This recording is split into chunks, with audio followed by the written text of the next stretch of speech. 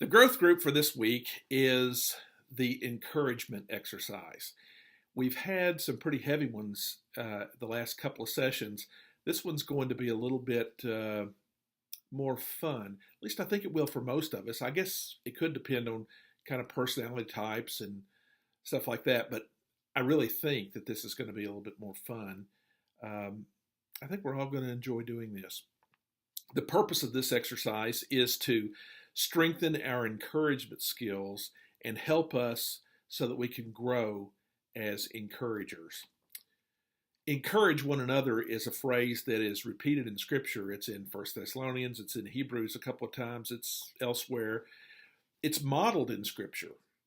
Remember Barnabas in Acts? And I think most of us realize that encourage one another is a crucial part of life in the family of God. How many of us have made it through difficult times because someone was there to encourage us? How many of us realize that without encouragement, we might not have made it through situations that we were in, or we might not have been able to hold on during a time of doubt or a time of sin or a time of temptation? This is pretty simple. Here's how it goes. Number one, write down a list of 10 people you want to encourage. That's one for each weekday for the next 2 weeks. So make a list of 10 people you want to encourage. When you're making this list, consider family members, consider neighbors, consider coworkers, consider classmates, fellow church members, and people who make a difference in your community where you live. I would like to ask you not to choose anyone in the room with you right now. Please don't choose someone who's in your growth group. Okay, go outside your growth group to others. Okay, number two, write down a list of ways that you could use to encourage those people. Consider sending notes or cards or texts or emails, sharing scriptures or prayers, making phone calls, offering focused listening to someone, giving a material gift, speaking up for someone, and provoking someone to action. That word provoke, it sounds like it'd be annoying. That's not what I mean. I mean to really spur someone on to action. Sometimes encouragement doesn't mean, hey, nice going. Sometimes it means, hey, come on, get busy. And that's what I mean by provoking one another. Phone calls can be almost unusual in this time. Picking up the phone, being careful not to tie someone up for 30 minutes, but talking briefly to encourage, leave a voicemail if you need to. Offering focused listening, maybe have someone go get a cup of coffee with you and just sit and listen, ask how they're doing and sit and listen to them. Giving a material gift. This may mean giving a gift card to somebody you know is gone through a difficult time. It may be taking food to someone or a basket of fruit or whatever.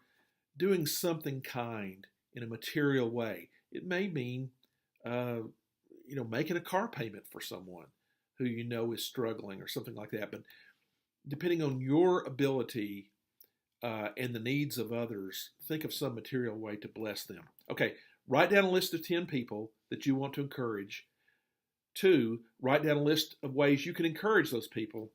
3, use the form that's provided to make a plan to encourage those 10 people in specific ways over the next 2 weeks. Now, it's really important for you to sit down and to actually write this down so you have a plan. I sometimes have the best of intentions to encourage somebody, but if I don't sit down and make a plan like this, it doesn't get done.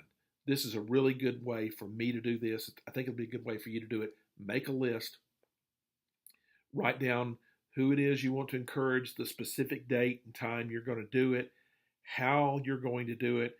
Give them a gift card, write them a note, send them a letter, whatever. And why have you chosen this person? And then finally, after you have